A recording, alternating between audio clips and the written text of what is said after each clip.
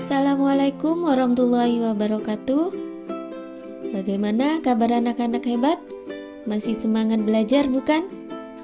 Kali ini kita akan belajar perkembangbiakan generatif pada tumbuhan.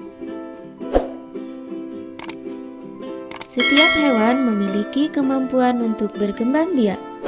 Begitu juga dengan tumbuhan. Salah satu tujuan tumbuhan berkembang biak yaitu untuk melestarikan jenisnya. Secara umum, cara perkembangbiakan tumbuhan ada dua, yaitu secara generatif melalui proses perkawinan dan secara vegetatif tanpa proses perkawinan. Perkembangbiakan generatif ditandai dengan munculnya bunga. Di dalam bunga inilah terdapat alat reproduksi tumbuhan.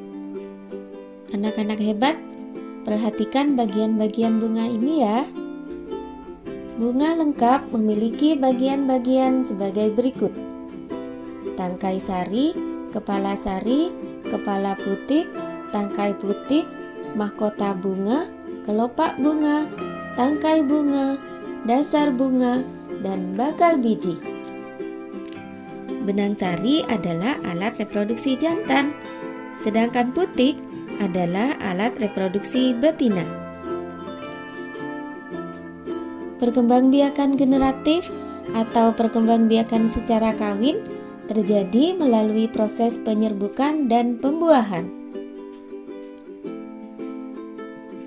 Perkembangbiakan generatif pada tumbuhan diawali dengan penyerbukan, yaitu melekatnya atau jatuhnya serbuk sari ke kepala putik. Setelah terjadi penyerbukan, pada serbuk sari tumbuh bulu serbuk sari yang menuju ke ruang bakal biji.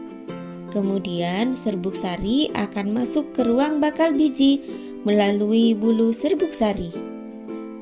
Di dalam ruang bakal biji terjadi pembuahan, yaitu peleburan serbuk sari sebagai sel kelamin jantan atau spermatozoid dengan kepala putik sebagai sel kelamin betina atau sel telur. Hasil dari pembuahan adalah sigot. Sigot akan berkembang menjadi lembaga. Lembaga berkembang menjadi bakal biji. Bakal biji berkembang menjadi biji dan bakal buah. Kemudian, bakal buah berkembang menjadi daging buah. Lembaga yang berada di dalam biji merupakan calon tumbuhan baru. Tumbuhan yang berkembang biak secara generatif antara lain pepaya, jagung, mangga, apel, jeruk, salak, durian, dan padi. Berdasarkan asal serbuk sarinya, penyerbukan dapat dibedakan menjadi 4 macam, yaitu 1. Penyerbukan sendiri, di mana serbuk sari jatuh ke kepala putik yang berasal dari bunga itu sendiri.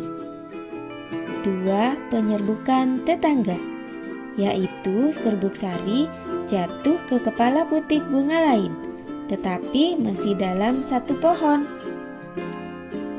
3. Penyerbukan silang, yaitu serbuk sari jatuh ke kepala putik bunga lain yang berbeda pohon, tetapi masih satu jenis. 4. Penyerbukan bastar, yaitu serbuk sari jatuh ke kepala putik bunga lain yang masih satu jenis tetapi beda varietasnya. Berdasarkan macam-macam perantaranya, penyerbukan dapat dibedakan menjadi 4 macam, yaitu 1. Penyerbukan zoidiogami, yaitu penyerbukan yang dibantu oleh hewan. Misalnya, burung, serangga, kelelawar, dan siput. Perhatikan cara lebah membantu penyerbukan bunga berikut.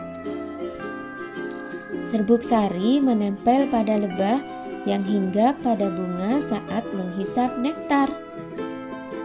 Kemudian lebah berpindah dari bunga satu ke bunga lain yang sama jenisnya.